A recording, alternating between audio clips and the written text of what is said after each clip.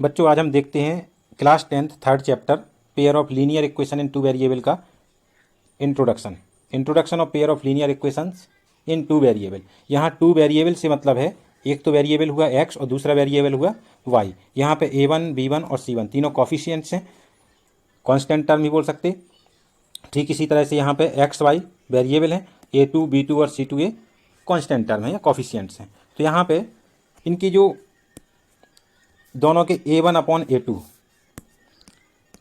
b1 upon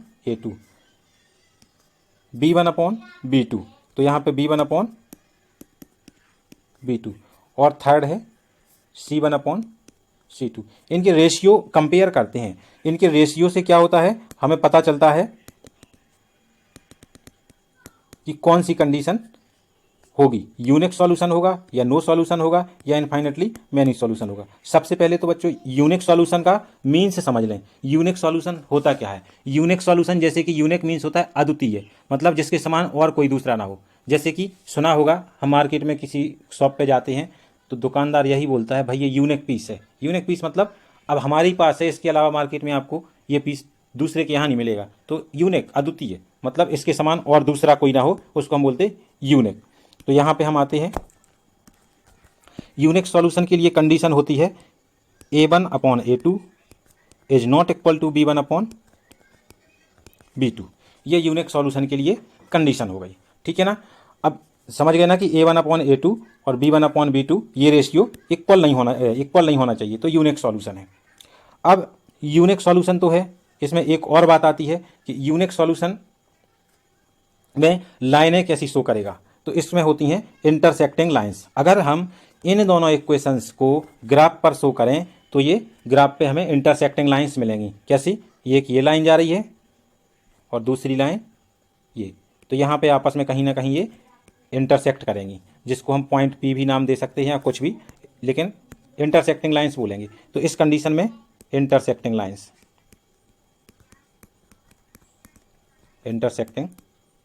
lines, ठीक है।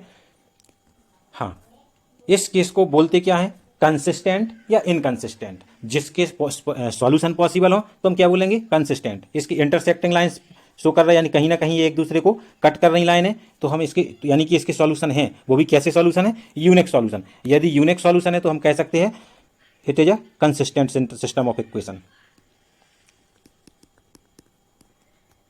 Consistent, ठीक है। अब नो सॉल्यूशन के लिए हम इनके रेशियोज का कंपेयर करते हैं। तो a1 upon a2 equal to b1 upon b2 is not equal to c1 upon c2। यहाँ पे a1 upon a2 equal to b1 upon b2 is not equal to c1 upon c2। ये कैसी line show करता है? Parallel lines, यानी इनको infinite तक भी बढ़ाया जाए, ये आपस में एक दूसरे को कट नहीं करेंगी, इंटरसेक्ट नहीं करेंगी। तो ये क्या है, किस तरह की लाइन शो करते हैं? Parallel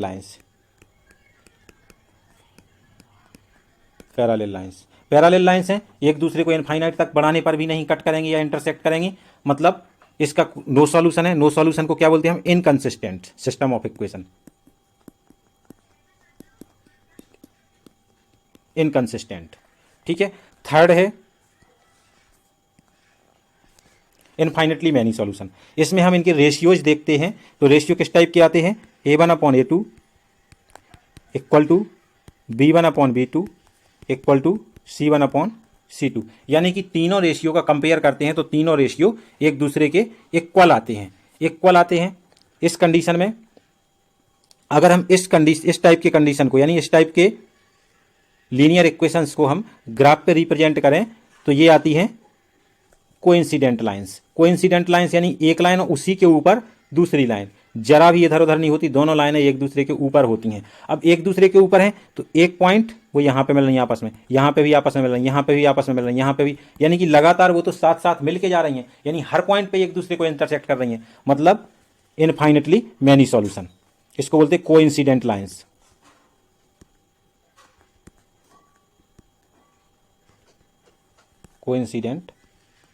lines. अगर इस पे बहुत सारे सॉल्यूशन हैं तो हम कह सकते हैं कि ये किस टाइप का सिस्टम ऑफ इक्वेशन है? कंसिस्टेंट, ठीक है। हाँ, थोड़ा सा अगर और एक्सप्लेनेशन चाहते हैं तो हम यहाँ पे दो इक्वेशंस लिख लेते हैं। कंसिस्टेंट किस टाइप का होता है, इनकंसिस्टेंट किस टाइप का होता है, सॉरी यूनिक किस टाइप का होता है, नो सॉल्यूशन में किस टाइप के इक्वेशन होते हैं। तो यहाँ पे देखते हैं 2x plus 3y plus 8 equal to 0 और 3x प्लस 2y प्लस या 9 प्लस या माइनस 9 इक्वल टू 0, कुछ भी कर लो। अब यहाँ पे देखो सबसे मेन a1/a2 2/3 है और b1/b2 3/2 है, यानी कि इस कंडीशन को फॉलो कर रहा a1/a2 is not equal to b1/b2, क्योंकि 2/3 इक्वल नहीं है 3/2 के। तो ये हो गया कंसिस्टेंट, ये हो गया आपका यूनिक सॉल्यूशन। यूनिक सॉल्यूशन इसमें होते हैं, ठीक है, इस टाइप के केसेस में। अब नो सॉल्यूशन, नो सॉल्यूशन में क्या होता है 2x plus 3y plus 8 equal to 0 2/3x plus, अब यहाँ पे सॉरी इसको चेंज करना पड़ेगा, 2 2 जा 4x 3 2 जा 6y प्लस 9 इक्वल टू 0। बच्चों यहाँ पे क्या होता है 2 बन जा 2 2 2 जा 4, यानी कि इसके इक्वल क्या आएगा 1/2, इसकी जगह कट करके आएगा 1/2। 3 बन जा 3 3 2 जा 6, इसकी जगह क्या आएगा 1/2 और यहाँ आएगा 1/9, यानी कि इस कंडीशन को फॉलो कर रहा कि ये पहले दोनों रेशियो तो इक्वल हैं और थर्ड इक्वल नहीं है, पहले दोनों रेशियो तो इक्वल हैं थर्ड इक्वल नहीं है, यानी कि हम कह सकते हैं कि इसके नो सॉल्यूशन आएंगे। और कंसिस्टेंट में क्या होता है बिल्कुल सेम इक्वेशन होते हैं 2x plus 3y plus 8 equal to 0। अगर हम अगला इक्वेशन इसमें 2 से मल्टीप्लाई करके लिख दें या 3 से मल्टीप्लाई करके लिख दें तो हमें इनफाइनेटली मैनी सॉल्यूशन वाले इक्वेशन प्राप्त हो जाएंगे, यानी 2 3 जा 6x प्लस 3 3 जा 9y प्लस 8 3 जा 24 इक्वल टू 0। ये कंसिस्टेंट के लिए है। आई होप कि समझ में आया होगा। ये वीडियो अगर किसी ने देख लिया, ठीक है ना, तो आपको pair of linear equation in 2 variable की सारी कम से कम ये जो इन यूनिक नो सॉल्यूशन और इनफाइनेटली मैनी सॉल्यूशन से रिलेटेड जितनी भी परेशानियां हैं सारी सॉल्व हो जाएंगी, ठीक है ना। तो आई होप कि समझ में आया होगा। हाँ, तो लास्ट में एक बात और याद रखें, यदि किसी सिस्टम ऑफ इक्वेशन का यूनिक सॉल्यूशन बोल दिया कि किसी सिस्टम ऑफ इक्वेशन का यूनिक सॉल्यूशन है, तो आप कह सकते हो कि इसकी कंडीशन क्या होगी a1/a2 is not equal to b1/b2। यदि यूनिक सॉल्यूशन है तो आप कह सकते हो कि किस टाइप की लाइन शो करेगा ये ग्राफ पे, इंटरसेक्टिंग लाइंस, या किस टाइप का होगा कंसिस्टेंट। इंटरसेक्टिंग लाइंस अगर शो कर रहा तो हम बोल सकते हैं कि a1/a2 is not equal to b1/b2। Intersecting line से तो हम बोल सकते हैं इस सिस्टम का यूनिक सॉल्यूशन है। मतलब अगर हमें इसके बारे में पता है तो हम ये कंडीशन बोल सकते हैं कि ये है, ये बोल सकते हैं, ये बोल सकते हैं। अगर हमें ये पता है तो हम बोल सकते हैं कि ये है और ये है, तो ये याद रहे।